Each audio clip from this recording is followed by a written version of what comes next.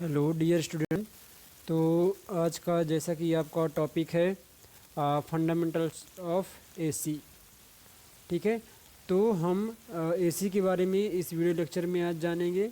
ठीक है, एसी मतलब अल्टरनेटिंग करंट। तो सबसे पहले मैं आपको बता दूं कि अल्टरनेटिंग करंट क्या होता है। ठीक है, तो अल्टरनेटिंग करंट या प्रत्यावर्ती धारा हम इसको बोलते हैं।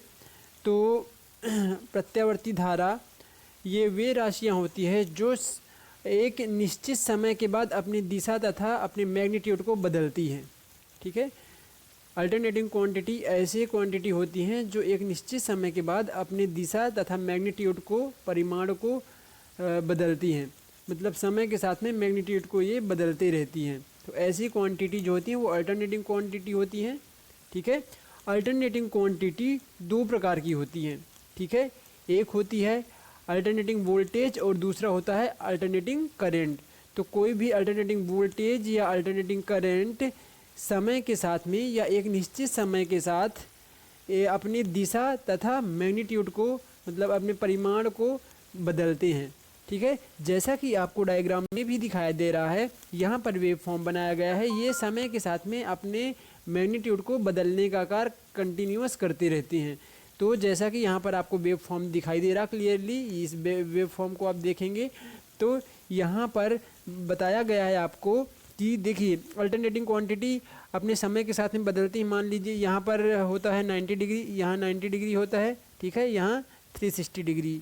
इस तरह से ये टाइम के रेस्पेक्ट में बनाया गया है। और यहाँ पर अल्टरनेटिंग क्वांटिटी वोल्टेज या फिर करंट को लिया गया है। ठीक है, यहाँ पर वोल्टेज या करंट को लिया गया है। अल्टरनेटिंग क्वांटिटी यहाँ पर लिया जाता है वोल्टेज या करंट को, और यहाँ पर हम टाइम के रेस्पेक्ट में एक्स एक्सिस में हम टाइम लेते हैं और जो वाई एक्सिस है इसमें हम वोल्टेज या करंट लेते हैं। इधर साइड जो होता है, जो अपर साइड है, ये पॉजिटिव साइड का वोल्टेज होता है और ये नेगेटिव साइड को शो करता है। ठीक है, तो ये नेगेटिव शो करता है और ऊपर साइड में पॉजिटिव शो करता है। तो इस प्रकार से आप कह सकते हैं कि अल्टरनेटिंग क्वांटिटी जो होती है, जो यहाँ पर एसी का वेव फॉर्म दिखाया गया है, अल्टरनेटिंग क्वांटिटी का ये वेव फॉर्म आपको डायग्राम में दिखाया गया है। इसमें ये समय के साथ में एक निश्चित समय के साथ में ये अपने एम्पलीट्यूड को देखिए कंटिन्यूअस पॉजिटिव पॉजिटिव, फिर ये नेगेटिव, फिर ये नेगेटिव में आ जाता है। मतलब समय के साथ में ये डायरेक्शन को और एम्पलीट्यूड को भी कन्वर्ट कर रहे हैं। यहाँ पर इसका एम्पलीट्यूड कुछ और था, यहाँ पर कुछ और है, यहाँ पर कुछ और है, यहाँ पर कुछ और है। इसकी डायरेक्शन यहाँ पर चेंज हो गई। यहाँ पर पॉजिटिव वेव चल रहा था लेकिन यहाँ पर अब आपको नेगेटिव वेव मिल जाता है। ठीक है, तो इस प्रकार से ये डायरेक्शन को कंटिन्यूअस चेंज करते रहते हैं। तो इस प्रकार से ये हमारा यहाँ पर फंडामेंटल ऑफ एसी है। ठीक है, या हम कह सकते हैं कि यदि हम यहाँ पर नाम दे दें, मान लीजिए कि यहाँ पर मैंने दे दिया, यहाँ पर मैंने इसका एक मिनट, इसका मैंने मान लीजिए नाम यहाँ पर इसको अलग अलग नाम दे दिए। मान लीजिए कि यहाँ पर आप नाम दे सकते हैं, जैसे ये मैक्सिमम एम्पलीट्यूड है, इसको आप डैश डैश करके यहाँ बी दे सकते हैं। यहाँ पर आप इसका नाम ए दे सकते हैं, यहाँ पर आप सी दे सकते हैं, यहाँ पर डी दे सकते हैं। तो इस तरह से आप देखोगे कि यहाँ पर ये अलग अलग टाइम पे ये यहाँ पर इसका अलग अलग मैग्नीट्यूड मिलता है। ठीक है, तो इस प्रकार से टाइम के साथ में या एक निश्चित समय के बाद में इसके डायरेक्शन में और इसके मैग्नीट्यूड में परस्पर चेंजेस होते रहते हैं। ठीक है, तो इस प्रकार से आपका एसी है। एसी दो प्रकार का होता है, मतलब जो ये अल्टरनेटिंग क्वांटिटी दो प्रकार की होती हैं, एक अल्टरनेटिंग वोल्टेज होता है और एक अल्टरनेटिंग करंट होता है। ठीक है, तो इसके बाद में हम देखेंगे, नेक्स्ट स्लाइड में देखते हैं यहाँ पर कॉन्सेप्ट ऑफ साइकिल। ठीक है, तो कॉन्सेप्ट ऑफ साइकिल के बारे में हम यहाँ पर जानेंगे। यहाँ पर आप देखिए, when a wave form reaches a complete set of positive and negative value it is called one cycle। यदि कोई भी वेव फॉर्म, जो हमारी वेव फॉर्म है, ये एक पॉजिटिव साइकिल और एक नेगेटिव साइकिल को कंप्लीट करती है, इस तरह से पॉजिटिव साइकिल और फिर नेगेटिव साइकिल को कंप्लीट करती है, तो इसको हम एक कंप्लीट साइकिल को ही हम साइकिल बोलते हैं। ठीक है, पॉजिटिव हाफ साइकिल और नेगेटिव हाफ साइकिल मिलकर एक कंप्लीट साइकिल बनाते हैं।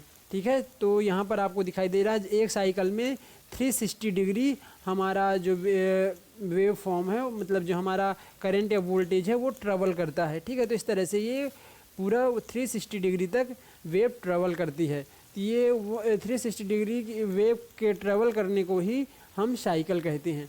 ठीक है, और भी यदि दूसरे शब्दों में हम बताएं तो कह सकते हैं कि करंट जो होती है, करंट या वोल्टेज जीरो से प्रारंभ होकर धनात्मक दिशा में बढ़ती है और फिर धनात्मक अधिकतम मान को प्राप्त करती है, फिर उसके बाद में वो डिक्रीज होती है और फिर जीरो प्राप्त करती है यहाँ पर, फिर इसके बाद में ये फिर नेगेटिव में इंक्रीज होती है और मैक्सिमम मान को यहाँ पर प्राप्त करती है, फिर जीरो में आ जाती है। तो इस प्रकार से कंप्लीट साइकिल बनती है। एक कंप्लीट साइकिल में क्या होता है कि दो बार यहाँ पर दो बार जीरो को प्राप्त करती है, वैल्यू दो बार जीरो को प्राप्त करती है। यहाँ पर मैं दूसरे कलर से आपको बना के दिखा रहा हूँ। एक कंप्लीट साइकिल, जैसे एक कंप्लीट साइकिल है तो इसमें दो बार जीरो आता है। ठीक है, यहाँ जीरो से स्टार्ट होकर पॉजिटिव में, फिर जीरो, फिर नेगेटिव में, फिर जीरो, इस प्रकार से एक कंप्लीट साइकिल प्राप्त होती है। ठीक है, तो यहाँ सभी को क्लियर होगा। फिर इसके बाद में हम बात करेंगे फ्रिक्वेंसी। ठीक है, तो यहाँ पर जैसे कि दिखाई दे रहा, alternating current AC frequency is number of cycle per second in an AC sine wave. ठीक है, frequency is the rate at which current change direction per second. It is measured in hertz, an international unit of measure where 1 hertz is equal to 1 cycle per second.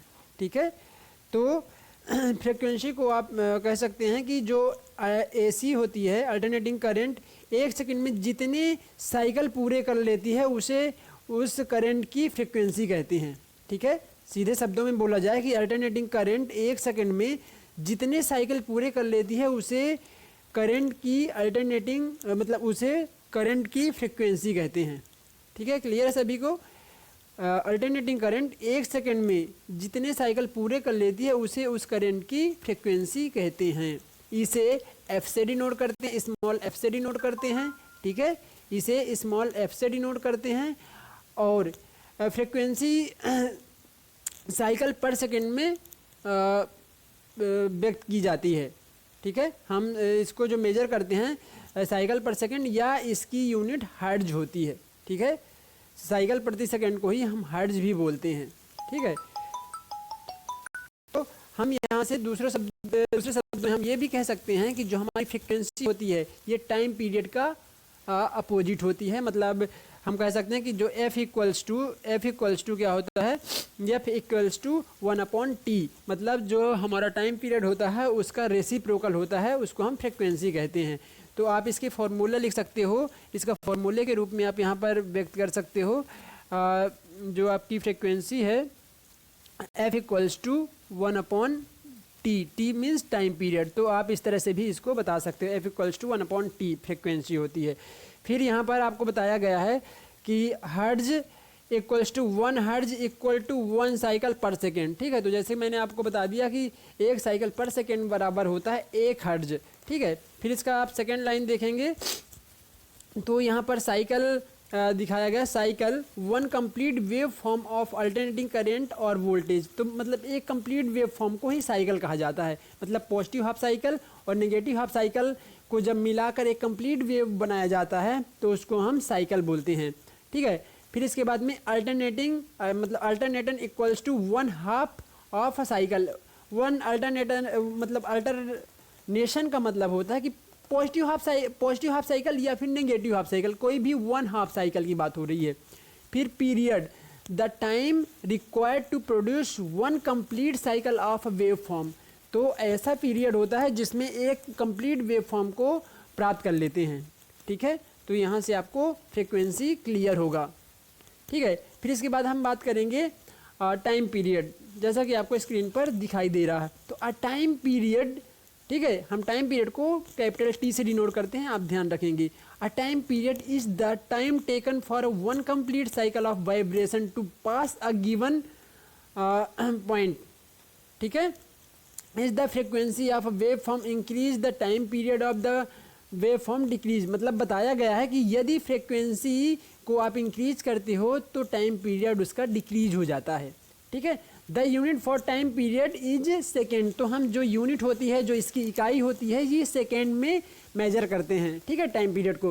Frequency and time period are in a reciprocal relation that can be expressed mathematically, ठीक है। तो जो हमारा इसका गणितीय expression होता है, ये हमेशा जो टाइम पीरियड होता है ये फ्रिक्वेंसी का रेसिप्रोकल होता है, उल्टा होता है। मतलब हम टाइम पीरियड को लिख सकते हैं t इक्वल्स टू 1/f, ठीक है, t इक्वल्स टू 1/f, मतलब ये हमारा फ्रिक्वेंसी का रेसिप्रोकल होता है, जैसे कि यहाँ पर आपको दिखाई दे रहा है, ठीक है। तो टाइम पीरियड एक ऐसा समय होता है जिसमें हमारा जितने समय में हमारी जो साइकिल होती है, एक कंप्लीट साइकिल को होने में जितना समय लगता है उसको हम टाइम पीरियड कहते हैं। एक कंप्लीट साइकिल, एक पॉजिटिव हाफ साइकिल एवं नेगेटिव हाफ साइकिल को कंप्लीट करने में जितना समय लगता है उसको हम टाइम पीरियड कहते हैं, ठीक है। इसको हम कैपिटल टी से डिनोट करते हैं और जो इसकी यूनिट होती है वो सेकेंड होती है, ठीक है। और जो टाइम पीरियड होता है ये फ्रिक्वेंसी का रेसिप्रोकल होता है। क्लियर है सभी को? चलिए नेक्स्ट, एम्पलीट्यूड, ठीक है। तो एम्पलीट्यूड क्या है बेटा? Amplitude the first characteristics of AC power it's amplitude, ठीक है। The first characteristics of AC power is it's amplitude.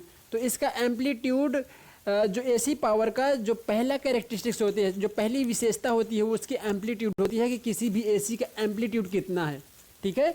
हमारी जो एसी है वो एम्पलीट्यूड, उसमें मतलब हमको पता होना चाहिए कि एम्पलीट्यूड कितना है, ठीक है। तो उसकी पहली कैरेक्टरिस्टिक्स होती है कि किसी भी एसी का एम्पलीट्यूड कितना है, उसका आयाम कितना, हिंदी में एम्पलीट्यूड को आयाम बोलते हैं, ठीक है। तो amplitude is the maximum value of current और वोल्टेज। इस जो एम्पलीट्यूड है ये वोल्टेज या करंट का मैक्सिमम वैल्यू को शो करता है, जैसे कि आपको सर्किट डायग्राम में क्लियरली दिखाई दे रहा है। यहाँ पर आपको जैसे कि सर्किट डायग्राम आपका यहाँ पर जो आपको वेव फॉर्म है, सॉरी सर्किट डायग्राम नहीं बोलेंगे इसको, ये वेव फॉर्म को आप वेव फॉर्म में आपको दिखाई दे रहा है, जो ये मैक्सिमम यहाँ पर ये मैक्सिमम एम्पलीट्यूड को बताता है। पीक वैल्यू भी इसको बोलते हैं, एम्पलीट्यूड को हम पीक वैल्यू के भी नाम से जानते हैं। तो पॉजिटिव हाफ साइकिल और नेगेटिव हाफ साइकिल में एक बार जो है, पॉजिटिव हाफ साइकिल में भी एक बार मैक्सिमम वैल्यू को प्राप्त करता है और नेगेटिव हाफ साइकिल में जो हमारा मैग्नीट्यूड है ये एक मैक्सिमम वैल्यू को प्राप्त करता है। तो हम इसको इस आयाम को ही, इस एम्पलीट्यूड को, मैक्सिमम वैल्यू को ही हम यहाँ पर आयाम बोलते हैं, एम्पलीट्यूड बोलते हैं, ठीक है। तो इस मैक्सिमम वैल्यू को यहाँ पर एम्पलीट्यूड बोला जाता है। Amplitude is the maximum value of current और वोल्टेज, ठीक है। और ये आपको जैसे टाइम पीरियड दिखाया गया है, तो ये यहाँ पर आपको दिखाई दे रहा क्लियरली, जो ये टाइम पीरियड है यहाँ से यहाँ तक का कितना समय लगता है, ठीक है। फिर यहाँ पर देखोगे इंस्टेंटेनियस वैल्यू या इंस्टेंटेनियस वैल्यू ऑफ करंट और वोल्टेज, ठीक है। तो हम इंस्टेंटेनियस वैल्यू ऑफ करंट या वोल्टेज की बात करें तो देखिए यहाँ पर लिखा है the instantaneous value of an alternating voltage और current is the value of voltage और current at one particular instant, ठीक है। किसी भी इंस्टेंट, किसी भी क्षण ली गई वैल्यू होती है। करंट या वोल्टेज की किसी भी क्षण ली गई वैल्यू होती है, ठीक है। किसी क्षण लिया गया करंट या वोल्टेज का वह वैल्यू होती है जो ना तो उसकी दिशा और ना ही उसके मैग्नीट्यूड पे या उसके परिमाण पे निर्भर करता है, ठीक है। इंस्टेंटेनियस वैल्यू ऑफ करंट और वोल्टेज किसी भी क्षण लिया गया करंट या वोल्टेज का वह मान होता है जो ना तो उसकी डायरेक्शन पर और ना ही उसके मैग्नीट्यूड पर डिपेंड करती है, ठीक है। उसे हम इंस्टेंटेनियस वैल्यू ऑफ करंट और वोल्टेज बोलते हैं, ठीक है। तो यहाँ से आपको क्लियर हुआ होगा, ठीक है। वोल्टेज या करंट का यह मान जो होता है ये साइकिल के किसी भी हिस्से का हो सकता है, किसी भी हिस्से का, जो कंप्लीट एक साइकिल है इसमें किसी भी क्षण का हो सकता है, ठीक है। इसमें ना तो ये जो इंस्टेंटेनियस वैल्यू ऑफ करंट या वोल्टेज जो होता है यह धनात्मक भी हो सकता है या ऋणात्मक भी हो सकता है, ठीक है। इसमें ऐसा कुछ नहीं है कि ये ओनली पॉजिटिव होगा या नेगेटिव होगा, ये पॉजिटिव भी हो सकता है या नेगेटिव भी हो सकता है, ठीक है। ये करंट का किसी भी क्षण, किसी भी तत्काल समय पर लिया गया वैल्यू होती है, ठीक है। तो आपको यहाँ से instantaneous value of current clear हुआ होगा, ठीक है। तो ये किसी भी क्षण लिया गया करंट या वोल्टेज का मान होता है। ठीक है,